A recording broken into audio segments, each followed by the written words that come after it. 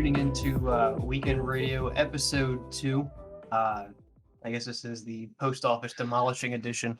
I'm joined by Barroom and Narc. Welcome to the show. Thanks for being here. So, What's up, everybody? yeah. So quickly to lead off, because we were just talking about this before the show started, I want to talk about J.P. Morgan getting kicked out of Texas. Narc, you had a good beat on this. So what's going on with that? Well, basically, what happened is I don't remember if it's in this past legislative session or the one before it. Texas essentially passed a law saying that state and local governments couldn't do business with banks that had active anti-firearm stances, and as a result, I don't remember exactly which municipalities in the article, but a couple of them were not able to get their municipal bonds underwritten by J.P. Morgan, since J.P. Morgan has had and will probably continue to take those kind of stances in the future. So basically, those municipalities just sort of got told to kick rocks when they tried to have their bonds underwritten by J.P. Morgan. So is this is just Texas for now? I believe so. I'm not aware of any other states trying to do things like this. I would not be surprised if there were other states that followed suit. Notably pro Second Amendment states like Oklahoma, Wyoming, even Missouri. This seems to be at least the legislative trend, which you see some pushback at the state level. And which it's fine, because the pushback from the gun control community has been on multiple fronts, and this is just sort of the latest one where it's going to be a financial thing. Like the whole notion of door-to-door confiscation is an incredibly difficult one for anybody to get their head around, any government agency to try to implement, but they can make it incredibly difficult for you to use your own resources to spend as you like. Yeah. I was thinking this sort of speaks to there's this time, it's still happening a lot, but there's really I don't think I won't even use Republican Democrat in this case, but I mean, even though that pretty much is it, but a lot of right leaning folks don't quite get how to fight with the left. Like it's like, oh, I can't believe, they can. This is the reason, and this is also actually speaking to firearms. This is how suppressors actually ended up on the NFA. Is that so they were not actually going to be on the NFA, but they were cast to a vote that no one expected, and so all of a sudden, this is this kind of thing that Democrats are doing. You can have the crappiest legislation, and it pass it, like you can, put it up for a vote like 1,000 times. All you need is it to go through one time. Exactly. Yeah. So this is the same, and this sort of fighting dirty in politics. Politicians are shit. Don't get me wrong, but a lot of it has been like, Democrat or the left will say something outrageous, and instead of the right fighting it, they just go, Can you believe what they said?" And then that's it. It's more of a moral outrage statement than it is like, hey, no, we're like, at best, all you ever get is a few token talking heads trying to actively dig in their heels to stop whatever it is the other side is doing. And Yeah. I'm very much sort of an independent libertarian, but this is my issue. The Second Amendment is sort of my issue, and it's not just a it's coming from both parties. When you have the 135 Republicans that signed on to that ridiculous red flag thing, and then immediately try to walk it back just to shelter their voters, it does show the extent to which both parties are just awful, just absolutely terrible. I think one of the big, thinking about how this is a private company and doing all this, one of the big messages that people always miss from 1984, it's really easy to look at it and say oh, Big Brother is watching and everything else, but one of the big messages that I took away from it is when it comes time for government censorship and government overreach, a lot of it won't be necessary to pass as law because people will just do it for you, like do it for the government. Yeah, they're already doing it, and also a lot of it's not going to come the government. A lot of it's going to come from these giant corporations. Yeah, who now have a giant profit incentive, and the irony of that is palpable. For people who are, anti big corporation and anti, just the woke crowd in general. It's still bootlicking if it's for a corporation. When you have these massive global conglomerates that have nearly limitless resources, the same way that almost any nation state government would, to do whatever they want, even if they're not doing it publicly, to where it's gonna show up on the Wall Street Journal. They're still doing it. They're still funneling money into all sorts of avenues just to get what they want to get done. Right. And I think, yeah, I think with this, and like a positive note, I think what this shows in Texas is that in terms of fighting off like this big corporation, big government conglomerate, this is kind of the way to do it. This is doing what they do to us, but just reverse it to like expand a freedom as opposed to constrict it. Well, exactly, and some of the things that especially the Texas legislature has done in the last pretty much since the pandemic. Some of it I like, some of it I don't. I don't like when states go full authoritarian on things, but we're already seeing that on other issues, and so it's nice to see at least some sort of pushback to try to get some sort of semblance of balance, if nothing else. And there's a lot of stuff that happens that I certainly don't agree with, but this is one that will have an actual impact as far as the financial punitive measure against people who are like, oh, you're going to go after guns. Well, cool. Now you can't do business with our state, with our cities, and that's going to hurt them. That takes a toll. I don't know if people like realize how much money these companies like JP Morgan have tied up in municipal bonds and just things that they do. Like, all these states, all this tax revenue, this isn't just sitting in some bank account somewhere. This is money that's managed by these big money management companies. So for them to lose out on the state of Texas's fucking loans and everything else that they would normally be keeping with JP Morgan, like that's painful. It's very, you take a state, like Texas, that has the if you were just to go by GDP, as of 2019, Texas GDP was more than Russia. Exactly. And so, I mean, yeah, you're talking massive amounts of money, which will have, when anything that big, you're going to have trade-offs and trickle-down effects in that's going to follow through every other sector. Yeah, I'm quickly Googling how much tax revenue did Texas collect last year. Which is funny because the state tax revenue is fairly low. Well, I mean, just because there's, income taxes, is abolished by a state constitutional provision. Property taxes are largely, I mean, they're not the highest in the country by any means. They're definitely not the lowest, but they are also negotiable by county, and it's sort of interesting how they do some of that stuff.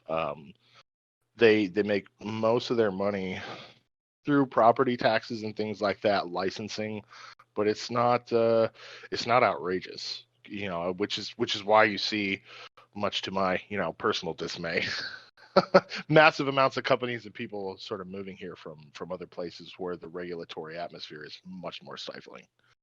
Yeah, but even with not collecting a lot of taxes on a rate-wise basis, it's still a huge state. They collected are going to collect $61.47 billion worth of taxes for 2021. And that's just state revenue, yeah. And so the pushback is why doesn't Texas legalize weed? Why doesn't Texas legalize weed? And I'm like, the states that have legalized weed largely finally ended up doing it as a tax revenue measure in order to generate cash, and that's much harder to do in a state that's not cash starved.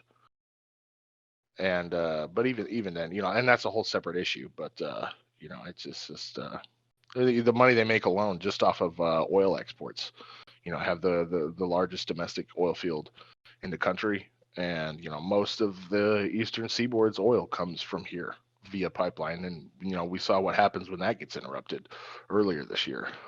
So I don't know if you want to use that as sort of a segue to move into the supply issue things, dog shoot or not, but Yeah, let's go for it. So, this one I don't know quite as much about, but you were talking last night. Was it about a ex-intelligence officer? And yeah. So there's a local podcast here in the area that puts out some really good daily bulletins. They're just sort of doing their own sort of news situational awareness thing, and they've been on for quite a while talking about the massive backups at the main seaports coming into the United States, mainly the port of LA and the port of New York. And not that these ports are closed, because they're definitely not, but they are experiencing huge delays, backups. You have ships that are just lined up out in the bays waiting to get unloaded. Port of LA, just because of the state lockdown restrictions, has like no workers to unload the ships, no workers to unload all that other stuff. Same for New York. And so that's one of the biggest immediate reasons why people are seeing these product shortages and supply chain delays, just because the global economy that's been touted by everybody for the last 10-15 years sort of grinds to a halt if you literally don't have anybody unloading the ships. So there's been a few workarounds, notably that the port of Houston down here in Texas, they've taken up some of the slack. It's been used as an alternative, and that's why regions in that part of the country in the South aren't getting the same supply delays and shortages that the rest of the country is. yeah, like I saw this morning the wait time in New York for ports is up to 4 weeks. So there's cargo ships Yeah, just sitting out there for 4 weeks before they can unload anything, which and exactly. Not to mention some of those places have perishable goods as well. A 4 week wait time for anything that's perishable is absurd. I mean, you're talking all these importers and exporters are going to take a massive financial hit just from having this product and shipment just lost or wasted.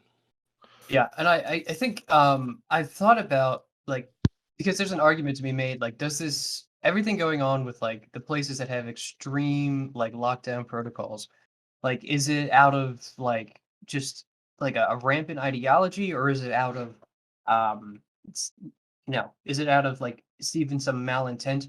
And with something like this I have to think that it's just like following like the sort of the party into the grave because there's no way even in a place like New York, which is has a god awful amount of corruption, is very heavily one sided leaning. Like they still want their money and they're not going to get it because they're just following this into the ground. Well, and I think it's a combination of things.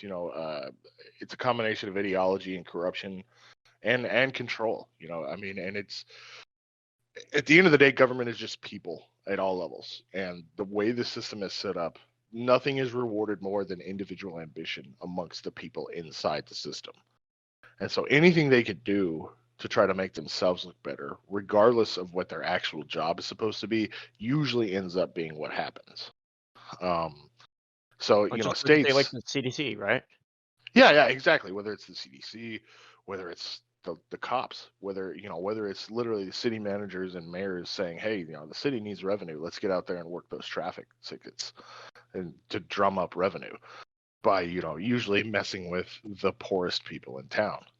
And this is at every level. This is when you by the time you get to the federal government level, it's just they just have the more resources to either be more covert about it or spin it to where when it's obvious, it's in the name of the public good.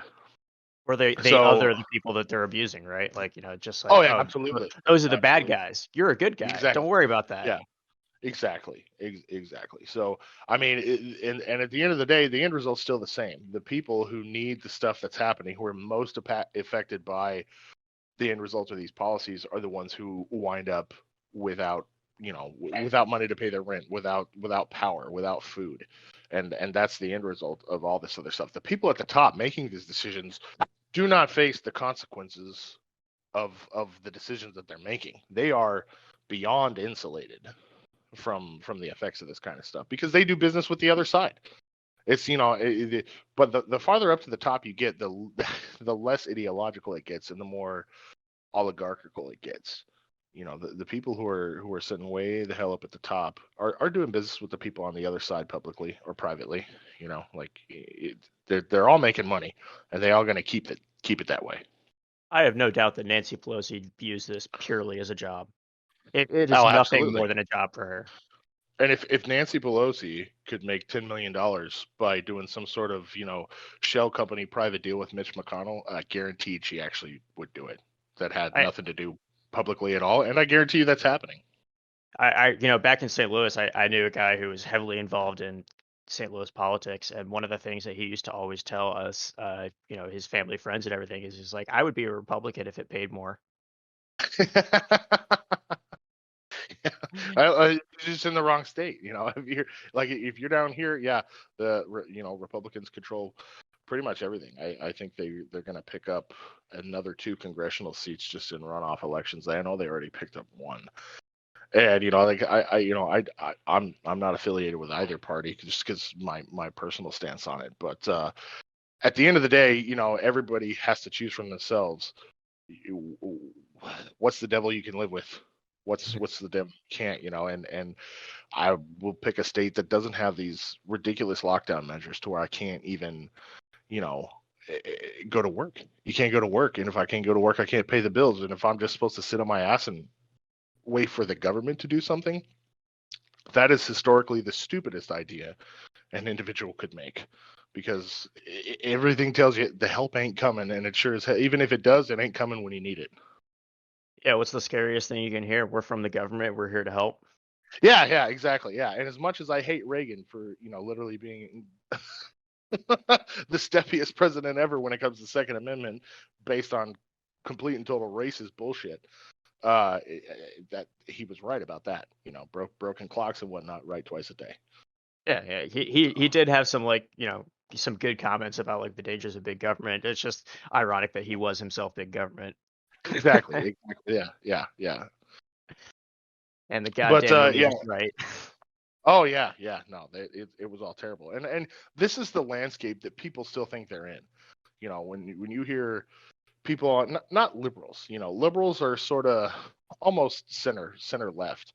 When you hear, like these just people who are on there spouting this insane stuff, they still think they're, it's the conservative Christian right and Reaganomics that are coming after them, and that shit's been dead for fucking 20 years, man.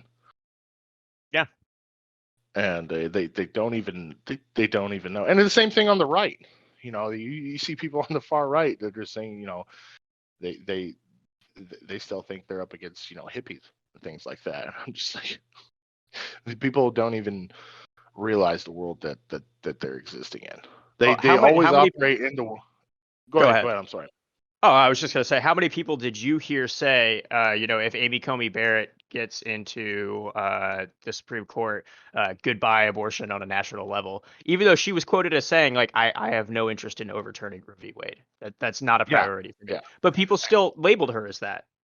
Exactly. And you see states trying to do things like that, notably the Mississippi. Everybody goes on and on about the Texas abortion bill, which is a little bit different, because it's not a state level penalty. It's like an individual civil penalty, which is both interesting, weird, and still steppy.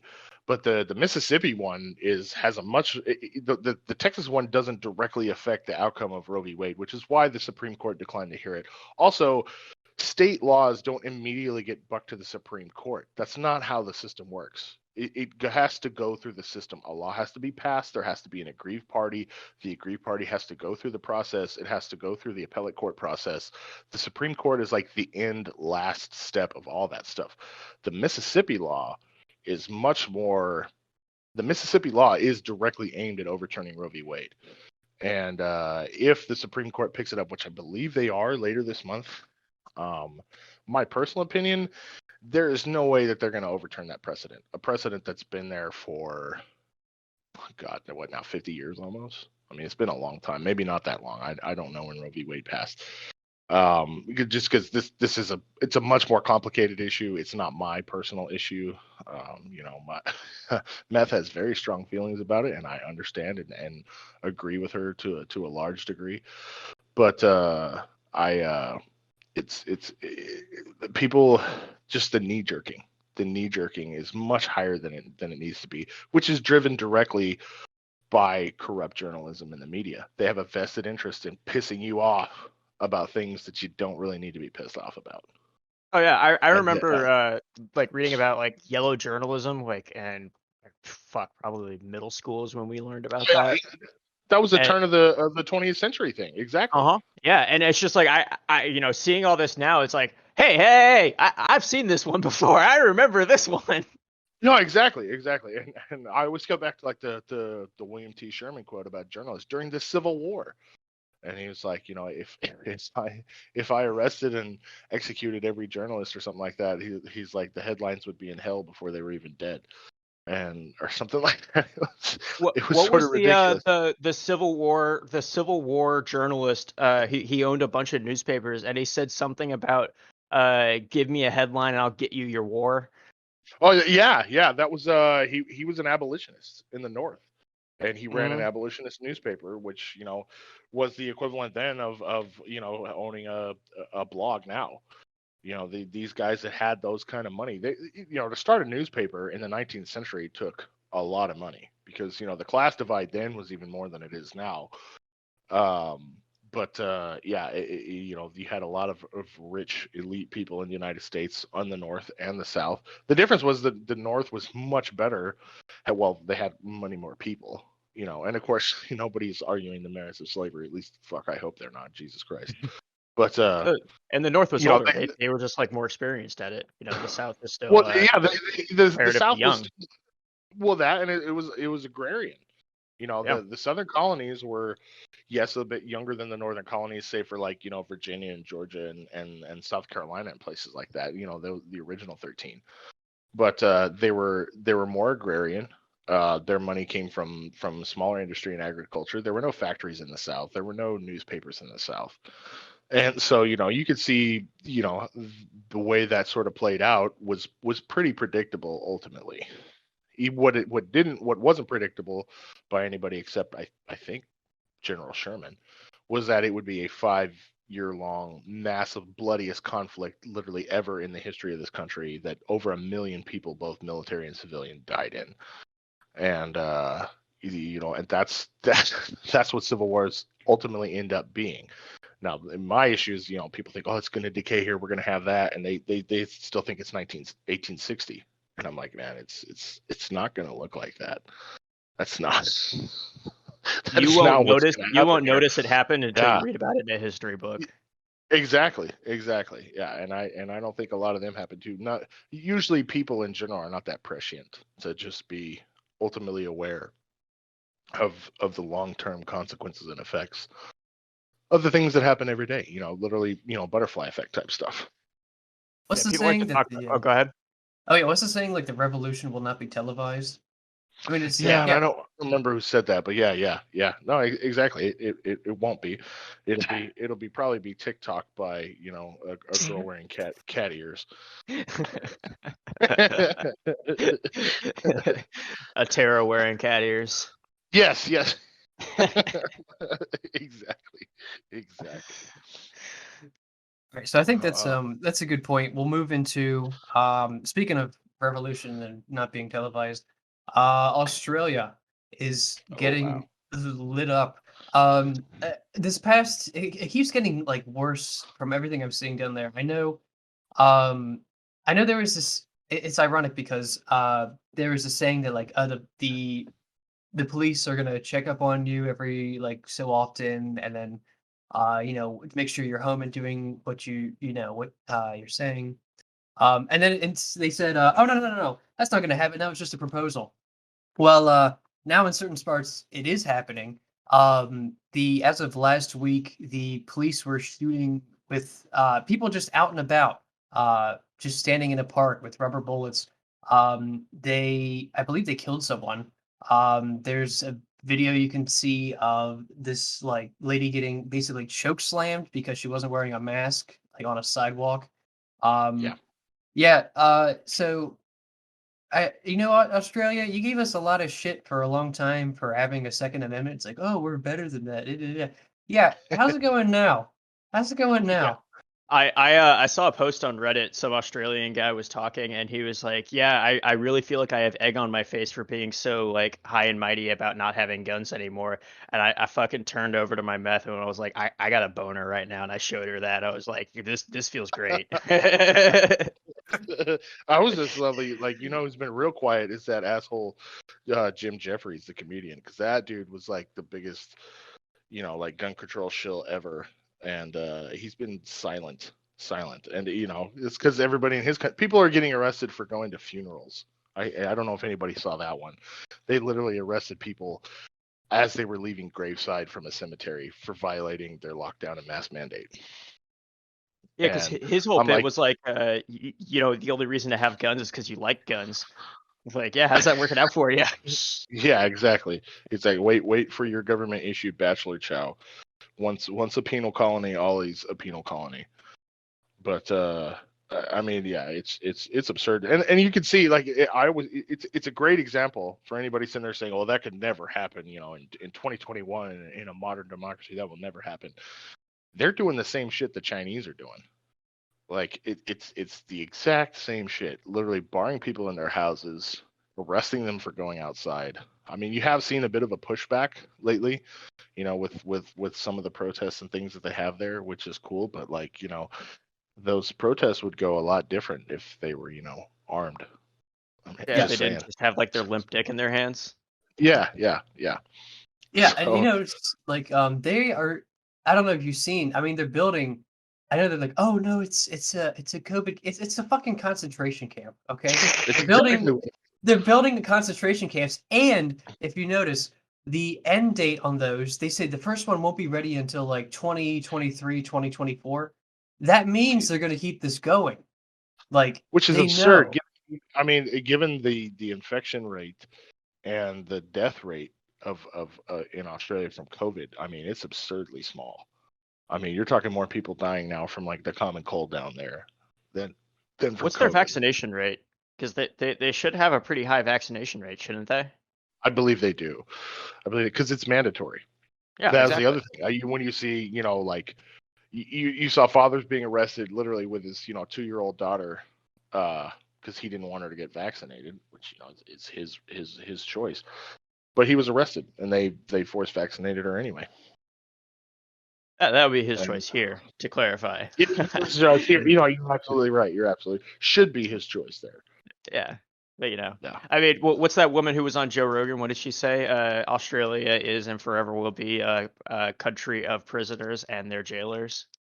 Yeah. I think she was a doctor too that he had on there. Yeah, because you can't forget that second part, that they've always had that like heavy duty authoritarian shit, which is like, you touched on it earlier talking about Texas, and you and I have talked about this before, is like, the knee jerk reaction to be like, yeah, fucking go off. Yeah, fuck those people. Like, yeah, it feels good in the moment, but like, look at like the long standing effect of that, right? The long-term ramifications that are always bad. If you follow that logic through to the end to its natural conclusion, it always ends up bad. Even if it feels good in the moment.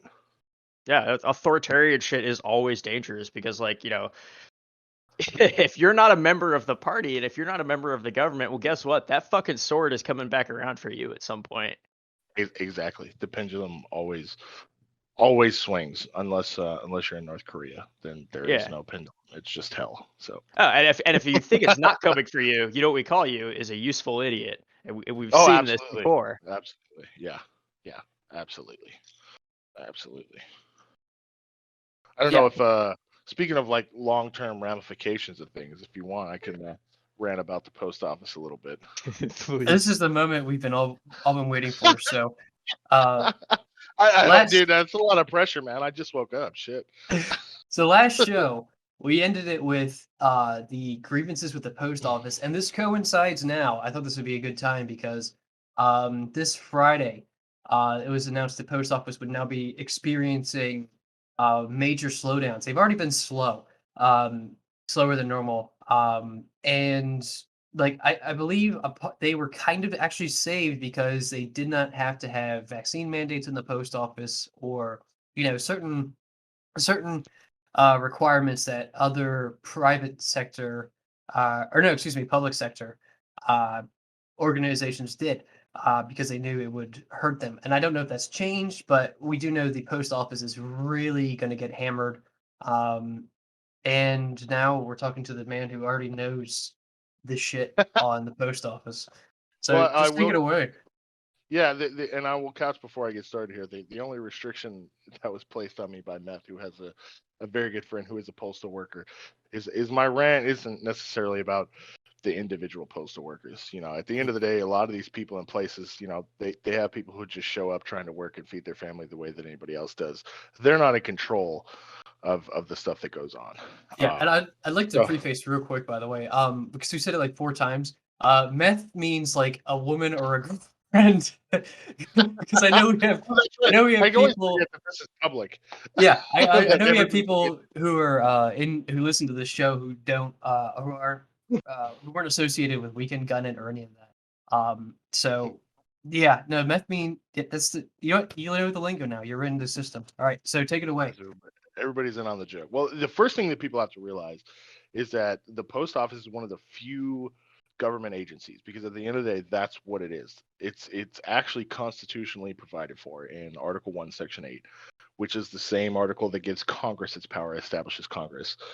That it gives Congress the power to establish post offices and roads and post roads. So they can literally build roads just for the purpose of building postal routes, and to make all laws which shall be necessary and proper for executing this task. So that makes the post office in and of itself a slightly different animal than, say, the ATF or the IRS. All these things that were created later, it's not quite the same as an alphabet agency. That being said, like many of the founding government agencies and structures, that was originally a pretty good idea. You got to think, in the late 18th century, you're trying to start your own country, you got to have a way to communicate with it. Probably need a system for doing that.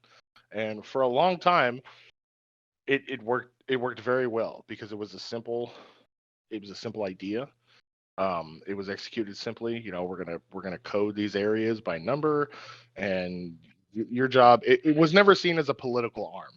It was never a politicized arm of the government. It was just, like, this is necessary for everybody. So, and that's how it existed for a long time. Then you sort of get to the 21st century or the 20th century, and that's, like a lot of other things where, things start to go off the rails, to where things, get massively politicized, and agencies, especially post World War II, where agencies of the government were used for things that they were never intended to use for. Agencies were created out of thin air to do things that the Constitution never provided for, and the post office is just sort of a latent victim of all that. Most Americans today, like, aren't invested in what comes in the mail. But with the advent of, initially the telephone, and then you got into other things. Not to mention the level of communication that we have now. People used to wait for mail responses. That was their only way to communicate with people who weren't in the room with them. And when that went away, how many people are invested in their mail, like just what comes in the mail? Mostly people are invested in things what comes by, private courier service, Amazon, FedEx, UPS, etc. But when they do check their mail, it's just a pile of coupons and shit that go straight to the recycling bin. Like I've literally gone weeks without getting anything in the mail that I didn't immediately throw in the trash. So It's always the government or a bill, right? I don't like getting mail. If I'm getting mail, it's never something I'm happy about. yeah, exactly. And so, like, most people still do snail mail for some of their bills. I do occasionally, if nothing else, just to have a paper copy of my billing statement for, like, my light bill or things like that. But that's about it. I don't pay my bill through the mail. A lot of people used to do that. My parents used to do that. I pay my bill online like everybody else does. But just to throw a few stats at you, the U.S. Postal Service as of 2019, and this is from a Forbes article, loses nearly $3 billion a year. That is $3 billion in tax revenue just sort of lost or wasted. The volume of mail has been decreasing for years. So the majority of what comes through the USPS is now either coupons, advertisements, straight up, scams.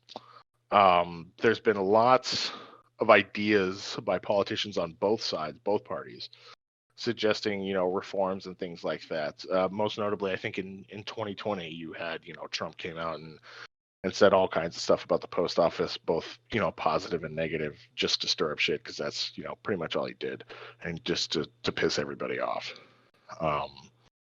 But nothing, those ideas always hit delays. They never hit through because just of the massive, the sheer fortress of bureaucratic red tape.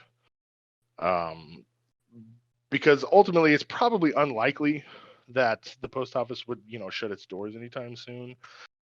But not because they don't deserve to have that happen. It's because that's not what happens with government agencies. What happens is they get bailed out. They get more money thrown at them. Government. Have you ever heard of a government program that's just, okay, this isn't working, we're going to shut it down now?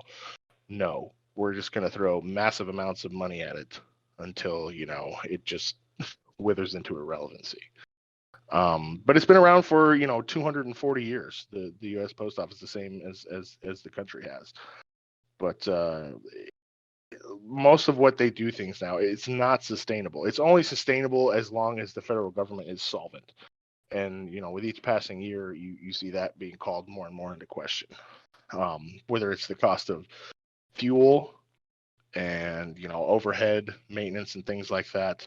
How long are they going to be able to sustain that? And there was a massive move, I think, in the 90s to attempt to privatize some of it, which, in theory, was a good idea. But really, all it did was allow for for more corruption at the top levels of the service. And so, they're not going to be able to sustain that from massive transporting of coupons and catalogs. Not to mention, if you really want to get into it, the environmental effect of just shipping around massive amounts of paper that always ends up in the trash. But just in the last decade, revenue for the post office dropped from $75 billion a year to less than 70, and the overall volume of mail has decreased by 30%. So, I mean, and you can see why. All the vastly more efficient companies and carriers like UPS, FedEx, and not to say nothing of Amazon. Even though they don't handle the bulk of all those things, they are massively better equipped and more efficient at what they do. They have a price. They have okay. So for like private companies, you have a motivation. You have motivation with money. It's like, okay, I want to make more profit. I'm gonna become more efficient. Like fucking the post office delivers on Sundays. They deliver at weird times. They deliver in the middle of storms and everything else. It's like these private companies don't do that. And as much as we appreciate being able to send a letter from fucking Florida to Alaska for 47 what's a stamp now? 51 cents, 47 cents. Like, that's awesome. But that's too low. That's too low, objectively. And it's great that we can do that. It's great that it's subsidized, but we're going to continue to have a shitty post office unless we're able to buck up and say, okay, these are services that need to cost more money, and we can't keep subsidizing it the way we're subsidizing it because it doesn't work. Exactly. And that's the biggest overall point, is that the post office may be the best example of how subsidizing an industry or subsidizing anything from the government just does not work. And it causes all kinds of unintended consequences and corruption where, it just doesn't have. I mean, if they cut Saturday mail deliveries, it would save the post office $2 billion a year. But again, it's not that simple. It's those massive amounts of bureaucratic red tape that are in there, all these people who have a vested interest in making money off of the government subsidies, who are contributing nothing to the overall efficacy and of the organization. So, there's and none of this is new. It's just not exciting front page news that pisses people off. But there's been headlines about this and recommendations from all over about how, hey, this needs to be reformed, or bad things are going to happen. As of 2019, the post office was $15 billion in debt and had $100 billion in unfunded employee benefits that literally just fall straight on the American taxpayer. And but nobody's ever saying, hey, let's shut this down and do it. The good part is it could be easily done in theory. The postal system is already in place, and so literally, if you were to just split it up between the other courier services, they could do everything the post office does and probably 100 times better. But they would just it would be split. You split the rural routes between, say, UPS, FedEx, and Amazon. Everything that's happening now could get done, and yeah, it would cost a little bit more, but the efficiency level would go up for across the board. And it's not like it would cost a massive amount more either. If I just wanted to, say, use Amazon Mail to mail a letter from Florida to Alaska, it might cost a couple of bucks. It's not gonna be 47 cents, but it's not gonna. Go ahead. It's not I'll gonna. let you finish. No. It's all right. It's not gonna break me to do Right. something like that. But it's just an excellent example of a government agency being unable to keep up with the rate of progress just within the society that it's purported to serve. For sure. The one thing is, though, right? What makes me lean to the side of, like, let's fix the post office and figure out what's wrong with it, rather than just switch to privatized, Amazon Mail. When you send a letter with the post office, at least that's protected. Like, there's laws that protect your letter and say that is your property, and tampering with this is a crime. Stealing this is a crime. They're not allowed to look into it without a warrant. They have to actually, like, there's no mass surveillance on that, like with Amazon and FedEx. I want the mail to be there for this reason. Like, that's a great thing. Yes, mail is constitutionally protected under the Fourth Amendment, along with personal effects and papers and things like that. Post office is literally a government agency, and so you don't have the same kinds of protection from the state with private companies that you do have. Private companies have their own sort of assurances because they and you can go back and forth on whether a private company, the only reason a private company would have a vested financial interest in prying into what you're shipping is because they were doing so at the behest of the government. Exactly. As a sort of Fourth Amendment workaround, which I have seen, which I know for a fact happens. Mm-hmm.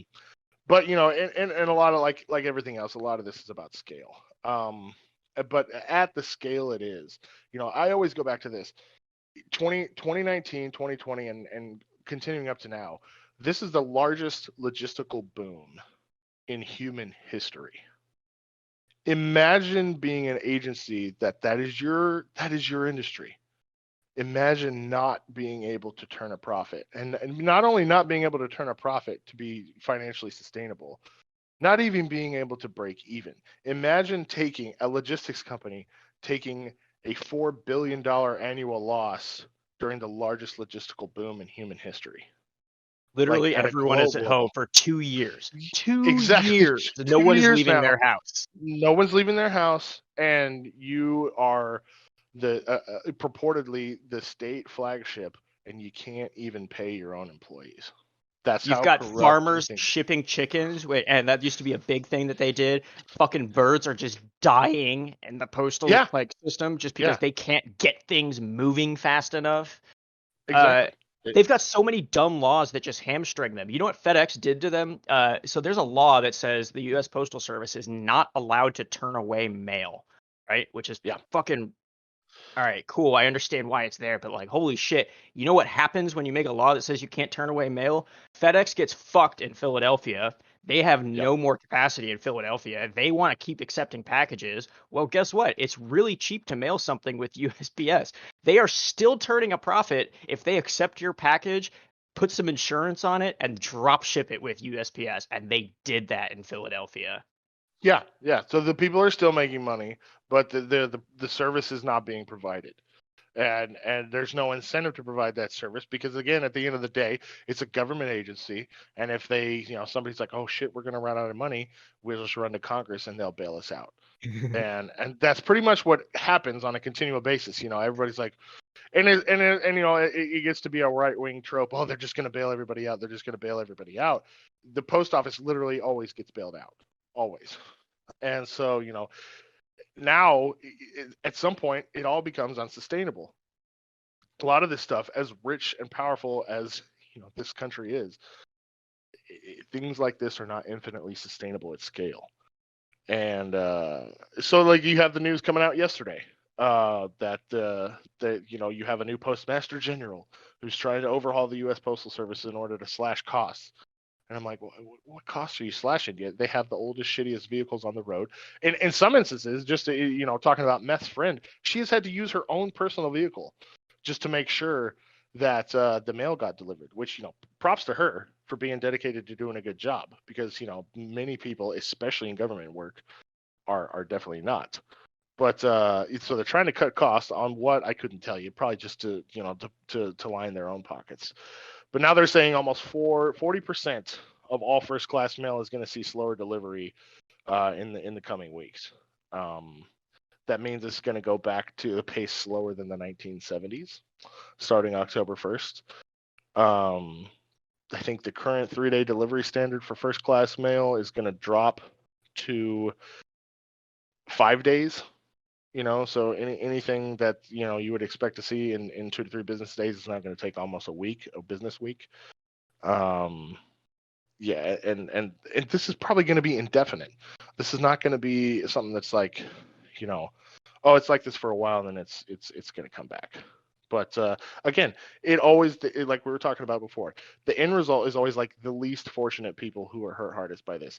People who do have bills come in the mail are not going to get their bills on time, so they're not going to be able to pay them on time. So you're going to have late fees and shut-offs and all that other stuff, or their paychecks. Some people, get into paychecks still through the mail. Some companies refuse to do other direct deposit, especially for people who are doing part-time work and things like that. But For sure. But Dude, just this year alone, they're going to lose $160 billion Yeah. in loss. That's just tax revenue gone. And personal anecdote, I had a concussion and had to go get a head scan, and when the bill came in, it came in really, really late, like 6 months late, because the post office lost it. I called the hospital and they were like, "Oh, cool, yeah," and they took away the late fees. But like, holy shit, can you imagine if like my insurance company and the hospital and all those people that need to like be in possession of that bill hadn't been cool and like worked? That would have been a big deal. CT scans are a lot of money, and this is happening like all over the country. I got a birthday card that was 9 months late. Oh, good hell, man. That's I haven't heard that one. That's oh man, that's insane. My grandfather was stunned. He was like, "You just now got that?" And I was like, "Yeah, when'd you send it?" He was like, "Before your birthday." Yeah. And then you have everything from to 2020. Like, you're already going to take an inefficient, corrupt, bloated, and near defunct agency, and then now you're going to put the responsibility of the entire election on it. It was the mother of all bad ideas. And they're still seeing blowback from that. They're still seeing the fallout from things that didn't get delivered. The mail is now one of the least efficient government agencies. There's no such thing as an efficient government agency. Perhaps the CIA, I would say. I was just about to say, we are very, very good at killing people. There's some things that they're very, very. The military and the CIA probably the best at what they do. But and then it's going to be the effects are going to vary by region too. People in the rural states and the western states are going to see even bigger slowdowns. Like, I have friends and family in West Texas, and it's vast out there. Anybody who's ever been to the West knows it is vast. It takes hours to go anywhere or do anything, even to fly, and it's some things are going to be adding a day or two of transit time for regional areas. It's just an obvious spiral shit show, and like, it's easy to say this doesn't seem like a big deal. It's the little stuff like that is the biggest deal, because it's like I always say, the big things, shit popping off in the streets and buildings being firebombed or stuff. Those are random one-offs. That's not what things are going to look like. It's literally going to look like I can't buy groceries. My bills haven't come. I can't contact the power company to turn on my stuff. It's going to be a whole bunch of little stuff. It's death by 1,000 cuts. The fact that we don't have truckers working right now, and one of the guys I hang out with is like, it's such a big problem. One of the guys I hang out with at my range is a trucker, and he was telling me, he's like, do you notice that like your 1-day Amazon deliveries, because like I live in a big city, I should get my Amazon deliveries the same day usually. He's like, they now take 3 days, right? And I was like, yeah. And he's like, that's because their logistics system is so backed up that like Amazon does this thing called just-in-time delivery, which is they use statistics to figure out, this is how much of this we're going to need, and this is when it should arrive, and then it'll go out the next day, and everything kind of flows in this giant ballet of logistics, right? None of that works if your truckers start getting delayed. And if one thing starts to slow down, just-in-time logistics means everything shits the bed. Yeah, for sure. And at least to their credit, they have some sort of system in place where, if they had the personnel, things could recover and get back there. The post office has none of that. The post office has the same system that they've had for, 20 years now. The only surveillance in the post office is on the postal workers. My mom worked part-time at the post office for some time, and they have cameras everywhere in those facilities. Rightfully so. I'm glad, because you want to make sure nobody's messing with the mail. But you're talking about same time delivery, same day delivery. That is literally something at their best, in the 20th century, they would have never been capable of and will never be capable of. Yeah. So I kind of want to transition from there, because I this is like, you're going to be like, whoa, this is the best transition ever. I ordered, right, from the same company in Ohio, a OpsCore dial liner, like on a high cut helmet, like that ratchet they have in the back that like tightens the helmet down. I ordered the same thing because I bought one in the wrong size. I ordered the same thing from the same people. One is in the small, one's in the medium. Last week was the small, and yesterday was the new one.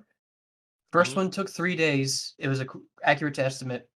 Next one, it's estimated 6 days. By postal service. So yeah, this is happening now. It's already happening. Yeah, it's happening now. It's gonna get worse. The next thing you're gonna hear from them is like, well, we've already had this, and now there's high holiday traffic season, holiday season traffic, postal traffic, things like that. So I mean, the litany of excuses is never ending. At least with a private courier service, you might get an email saying, hey, we're sorry, but this is why, and here's 10% off your next order or something like that. Right. They're just usually better at doing that stuff. Now, I'm not in here shilling for Amazon by any means. There's a whole other issues, like we were talking about with giant corporations. Amazon is probably one of the worst offenders.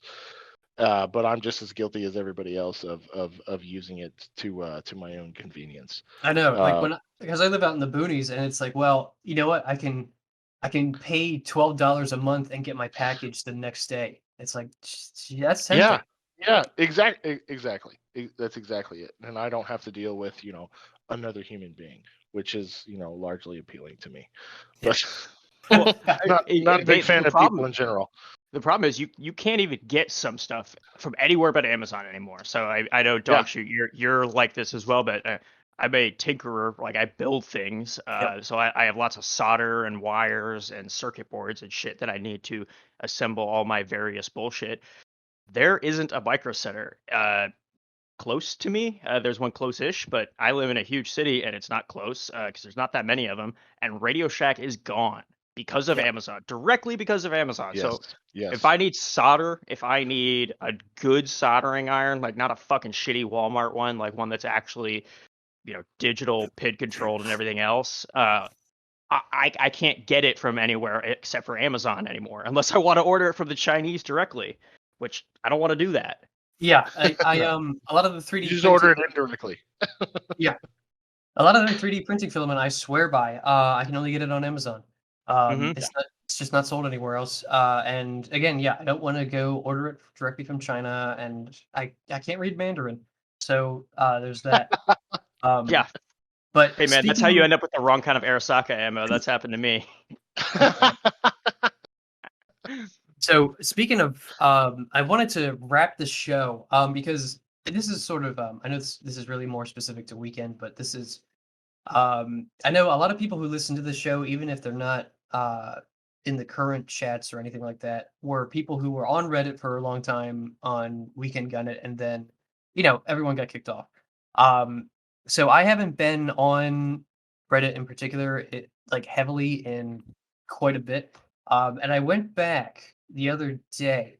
Actually, it pertained to this helmet, and I just want to read part of this because the overall point here is that when Reddit is a shithole, all right? It just there's no real way around it. And even if you're in a place that's friendly to your beliefs and your hobbies and your interests, people are still just there's something about it that just makes people inherently assholes. Um, Yeah. and so I wanted to read this because I thought this spoke right to it. And I don't. The other thing is, to preface this, I don't even think this guy meant it, but just being on Reddit like all the time or a lot, it makes people act a certain way. And I'm thinking this can go to other social media. So, Oh, um, absolutely. It yeah. absolutely can. So I basically made a post. What is it, about 13 hours ago, about this thing I was just talking about, where I put a ratchet dial liner system in this CVC helmet, which for those who don't know, it's like an old school high cut helmet. You can get them really cheap, but they don't have anything in them. You have to put all the parts on yourself. You have to drill into the Kevlar. You have to seal the Kevlar. It's like a fun project. So it's And they actually are, Kevlar, not a bump helmet. Then it's yeah, actually Kevlar. Oh, you can get nice. it for like I mean the shells, they used to be like $50. You can probably find them now for 120. That's what I found mine for. Um and they are 3A rated. So Nice. you get, a helmet for that, you get your ratchet system for 100 and rails for 50. You're looking at like under 300, 3A high cut helmet, 2.5 pounds, like that's for compared to like an ops core for like 800 to 1,000, you're saving money there if you know how to Oh do yeah. it. So I made this post about the basically the one thing that's off with them is they don't. This is before they standardized like the helmet cut sizes to what the modern settings are. So like like everything you buy something for like an ACH helmet, which is like the standard issue helmet, like everything fits on that. Everything you want to do with it, that kind of thing. And I have quite a few helmets just around. But so I made this post and I said, the the ops core liner, that ratchet system, it's ordered a medium because it's a small medium helmet. But it doesn't quite fit. So basically the screws didn't line up quite right, blah, blah, blah. And, I'm guessing a large would fix the issue. And I wanted to point out this guy's response because this is the top response. And it just this is the Reddit atmosphere thing, and I'm not trying to like dunk on this guy or like be pissy about it because it reminded me of something I was going to talk about already. So he said these like good advice, which is that I've built like 200 CVC helmets for customers, blah blah blah, and almost every time I've had a dial installed, there's some kind of issue, and they have me replace it. I recommend like these different head pads, which are good. I've used these. These are good head pads and things. But he leads it off with saying, and this is just this like social media Reddit nonsense. He said, putting a dial retention in a CVC completely defeats the helmet's feature of being perfect for comms under, Oh, which Jesus. like I have like these helmets lying around. Like this is this again, this Reddit sort of nonsense, and I bet he didn't even realize it because you get this like um feeling that you're like a pseudo intellect when you're talking about this stuff. I can guarantee you this guy's never seen a he's talking out his ass because those systems are specifically made to put ear protection under. If you go when you open up the box for a ratchet system, The first thing in the manual, it shows you how to put your electronic earmuffs into the helmet underneath the pads. So, like, I don't wanna again, I don't wanna dunk on this guy or like, "Ooh, got him." What I'm trying to say is, I think a lot of people and see, if I was back on Reddit all the time, I would've just been like, "Okay, just write this off, whatever. This is" I wouldn't even noticed it. But there's this atmosphere that all these social media things created, and, like, I'm glad people ended up getting off this in the end because it really long story short, it really just makes and this is gonna apply to politics, it applies to, worlds, at pretty much everything. It creates this 2 things. One is you have this sort of snarky attitude about everything in your life. And then 2 is that you get, like, I wanna say, like, fake experts, you know what I mean? But then people go out and read the stuff, and then they get this bad info, and it just sort of it's all downhill from there. Um, but this sort of reminded me of that. I was gonna talk about it. I think maybe we'll do a segment on, what happened with Weekend Gun It and all that sort of thing. Um, but I know you guys too ended up getting off of a lot of social media as well. Uh, so I just wanted to sort of wrap the show with that. Did you guys have any like experiences with that kind of thing, or like when you got off of like social medias in certain aspects, you were like, "Holy shit, this is like awful." Oh yeah. Oh, 100%. I Yeah. mean, when Narc, you can go ahead at first. I've got I got a whole thought on this. I have several as well, man. I mean, All right, cool. I've been off social media in general for a long time. A lot of people, know I was a prior cop, former cop, and before when I went into the academy, I nuked all my accounts, and I had a bunch of different stuff: Instagram, Facebook, everything. And I had pretty much parted down to just Reddit, and really the only reason I had Reddit was for the Weekend Gun and stuff. Just it's not good, man. There's nothing good that comes out of all this stuff. When you get there's a lot to be said. I'm not against anonymity by any stretch of the imagination, and definitely think the internet's the place for that. But it also, you have to be careful. It enables some of the worst attributes of people. You get the keyboard warriors, the snarky pseudo intellectuals, the know-it-alls, the internet tough guys and things like that. And a lot of those are great, for memes. A lot of that's meme fodder. But it goes downhill, man. It goes downhill to where you just end up having this snarky, cynical attitude about absolutely everything, which, when you do put a screen down, directly impacts your personal life. It's not good. And and Reddit, and the worst part is that these platforms, that's their goal now. That's their moderated goal, is to moderate that kind and curate that type of attitude, because that's what drives their business models, because people have a predilection to get addicted to that kind of stuff, or you're just on there rage posting and responding and doing all this stuff, basically devolving everything into Twitter. And then you have, like, when Reddit was taking over, Reddit's literally pretty much a propaganda arm for the Chinese Communist Party. I mean, it's there's a reason, and I'm in the chat and I just call it Commie Reddit, because I have nothing to do with it, and I have never felt like a single decision that I made that actively lowered my stress level, other than just getting rid of all my social media and getting off of Reddit. For sure. Yeah, man. I think one of the interesting things that I've seen, thinking about global pandemic and everything else, because this wasn't so prevalent, I don't think, at least what I'm about to talk about, until COVID. So people have this kind of tendency to like not view the person on the other end of the screen as an actual human. It's Yes. much more like an NPC, right? People really, really do treat the other person as an NPC. So you say these things that you would never say, not even just in person, but to a real human being. You would Yeah. never, ever, ever say these things or do these Yeah. things, right? But people don't have a problem with it if it's someone on the internet. And I think because of COVID, people were so driven to home and so driven onto the internet, and then they weren't getting any face-to-face interaction with anyone else just to remind them how normal people talk.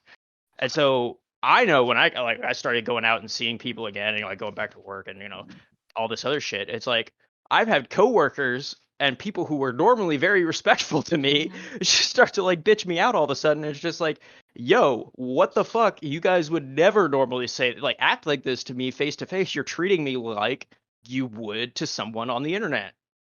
Exactly. And there's a large degree to which how many people are an actual person on there. A lot of times you're talking to a bot. A lot of times you're talking to, some sort of just an extra state operative. I mean, the Russian bot farm thing is literally a meme for a reason because it's out there. And the same thing with the Chinese. I mean, you don't know where it's coming from, and they're expecting human interaction with things that aren't necessarily human. Mm-hmm. Yeah, no, the internet it's breaking our social interaction because people don't realize how much, and people get pissed at each other. They get so mad at each other, and sometimes the guy on the other end is not trying to rile you up. The guy on the other end has a smile on his face and thinks you're his buddy. Exactly.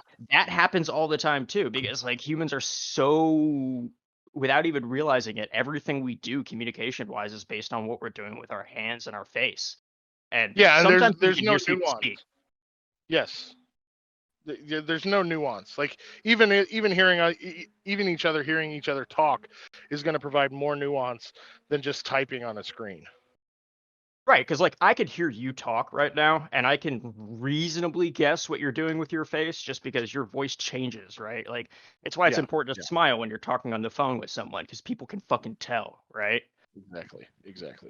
You don't get any of that with the internet. It's making us a bunch of fucking adult onset autists, and not the fun kind either. Not the train kind. This is the hide in the corner kind. Not the I'm gonna clean all my guns in one night while binge watching, Sons of Anarchy. Yeah, not the empty into the ceiling kind either. No, this is the bad kind. Yeah, exactly. Yeah. So I wanted to wrap with that because, like you were just saying, even if someone's really heavily on social media, and especially in places like Reddit or Twitter that are known to be toxic, I know that word gets used a lot, but even if you think it's fine to use that word, it's not superfluous. Yeah. People use that word for things that where it doesn't belong, and that's another big problem that you see online all the time. People are using words, and it's maybe you keep using that word. I don't think it means what you think it does. Right. Even so, point being, even if you're, you think you're doing something, just take a step back, because even if you're in with it and you think you're being helpful and you're doing this or that, it's so easy to get swept up in being thinking you're the cat's pajamas, or you're just unalienably right on pretty much anything. So it's important to take a step back from that, because again, this just made me think of that. Even if this guy, he has all this experience, but I know he's on, I'm not going to dox this guy, but I know he's on Reddit a lot, and it's just you get in that atmosphere, and it's you get into this mindset that's just all my experience is always right on this, that, and the other. And then the problem is that people end up using that, and it's, it gets nonsensical. So it doesn't translate to the real world the way that it does to the internet world. It just doesn't. It's people living in the real world and the online world the way they wish it was versus the way it actually is. Right. So okay, I think we'll wrap it there. Unless there's anything else we want to go over. I think we went for about an hour and 10 on this one. Nice. Yeah, so I think we're good to go. Thanks everyone for listening. Of course, we'll be back whenever. I don't know, 2 to 4 weeks. About the time it's going to take for you to mail a letter to grandma at this point. All right. Thanks again, everyone, and we'll see you on the next one. Everybody, stay safe out there.